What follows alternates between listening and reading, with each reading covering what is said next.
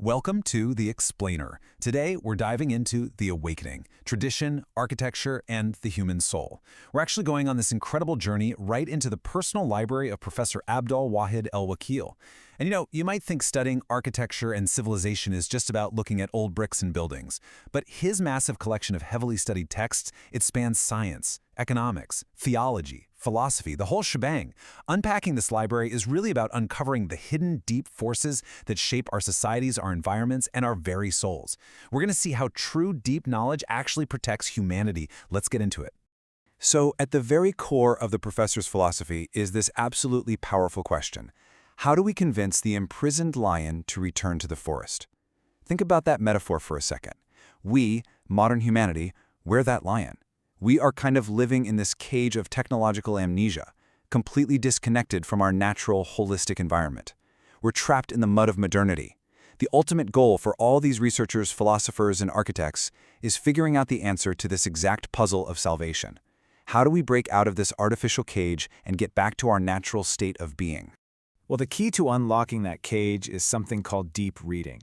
And the professor's own books are a perfect example of this. If you look at them, they are heavily annotated. He doesn't just skim the surface, right? He marks the pages. He highlights the crucial points, engaging profoundly with the text so he always knows exactly where to return to find those core truths. It really forces you to ask, are we just passively consuming content, or are we actively digesting it? It's all about active learning. But here's the thing. To really do this kind of deep reading globally, there's a very practical hurdle you have to clear. Mastering the English language is absolutely essential. Why? Because you simply cannot afford to wait around for critical scientific and philosophical treasures to be translated. The sources emphasize that if you wait for translations, honestly, you might pass away before those crucial insights are ever made available in your native tongue. English mastery lets you bypass that bottleneck entirely and tap directly into the global treasury of knowledge. Okay, let's dive into this next part, because once you have the language tools, you might be surprised by where true research actually takes you. To really understand architecture and civilization, you have to look way beyond bricks and mortar. You have to study the philosophy of technology, global economics, and even football. Why? Because to understand why a building is built a certain way, you have to understand the societal forces shaping it. You need to know why cars are manufactured the way they are, or how mass propaganda influences public focus. An architect literally has to understand the holistic forces shaping human memory. Take a concept like Buddhist economics, for example. This is drawn straight from a vital book by E.F. Schumacher found right there in the professor's library. It sounds like a total paradox to our modern ears, doesn't it?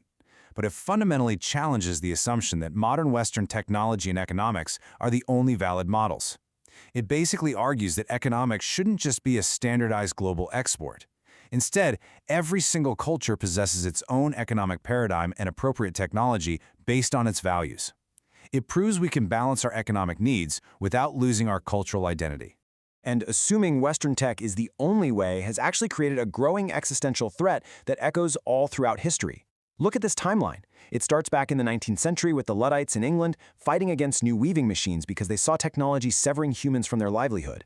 Then jump to the modern era with the rise of the robots, where automation threatens to replace human workers entirely. And now, we've reached the carbon crunch, the massive environmental toll of petroleum and modern industry. It's a continuous, escalating friction between human well-being and unchecked technological expansion. Which brings us to a really crucial realization. Science is not propaganda. The sources make it super clear that when you're dealing with modern technology, you can't just blindly accept the narrative of pure progress. Actually, you have to act like a defense attorney studying a really complex case.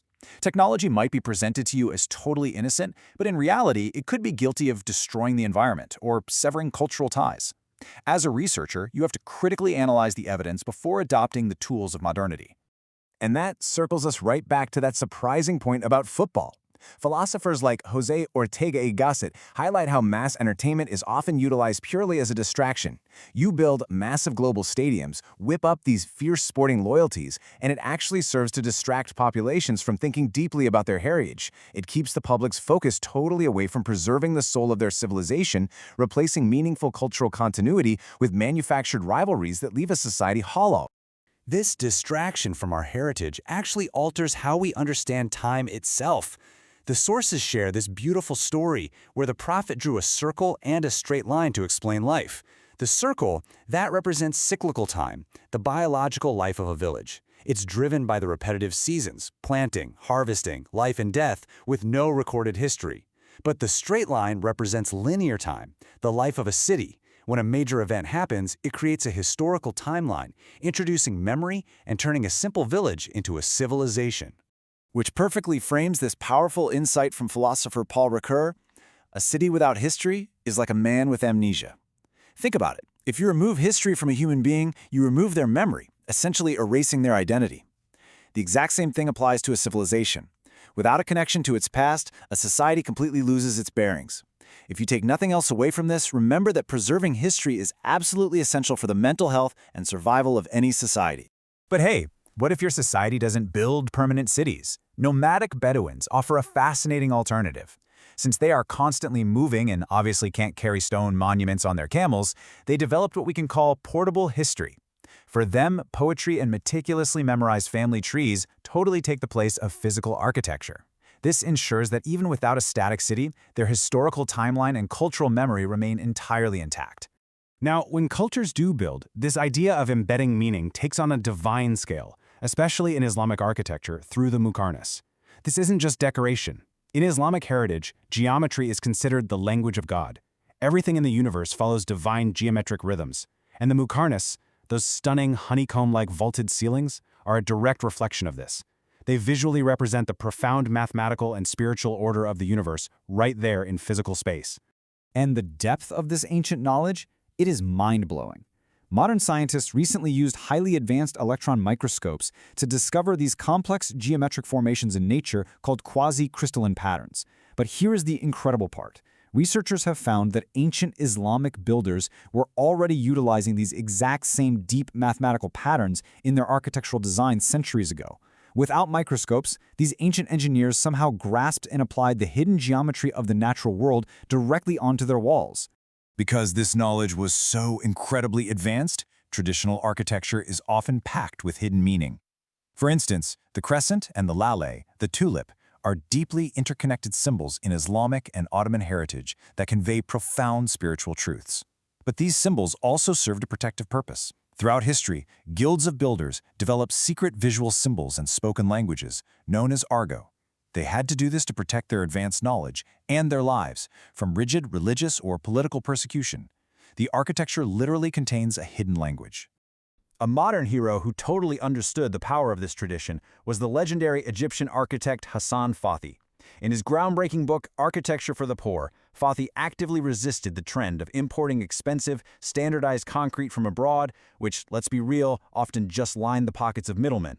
Instead, he championed the poor by returning to traditional, local mud brick construction. He dedicated his life to solving rural housing crises by building affordably with the earth right beneath their feet, proving architecture is really about preserving human dignity. To truly appreciate this traditional wisdom, we have to look at how our own senses are designed to process the world. Consider vision versus hearing. Vision, the eye, is sequential and spatial. We're designed to measure distance, experiencing visual spaces step by step. But hearing, the ear, is entirely different. The inner ear manages our physical balance, and hearing is holistic. If you walk into a room with 80 instruments playing, you don't hear them one by one. Your ear processes the entire symphony all at once. And this brings us to a beautiful spiritual realization, because hearing is a holistic sense. Sound has a really unique power. As the sources note, the recitation or the music of the Quran has the ability to make a person weep immediately. It completely bypasses the rational, step-by-step analytical mind and strikes the heart directly and holistically. It taps into that volumetric sense of balance within the human soul, proving that our traditions are intricately tied to our physiological design. When you pull all these threads together, from ancient mud bricks to divine geometry, the core takeaway from the professor's library becomes perfectly clear. Tradition is not about being backwards. It is about saving the human soul. True traditional knowledge maintains a delicate balance between the body, the spirit, the natural environment, and the creator. Tradition teaches us how to progress and build without destroying our surroundings and without uprooting ourselves from our profound historical roots. Which leaves us with this final, vital question for you to consider today. As we look forward, are we going to choose to build our future blindly using imported concrete and unquestioned technology? Or will we act like that careful lawyer, demanding meaning, and utilizing the incredible wealth of traditional wisdom to construct a world that actually sustains the human soul. The choice is ours, and as this explainers has shown, our very memory and humanity depend on the answer. Thanks for joining us, and keep exploring.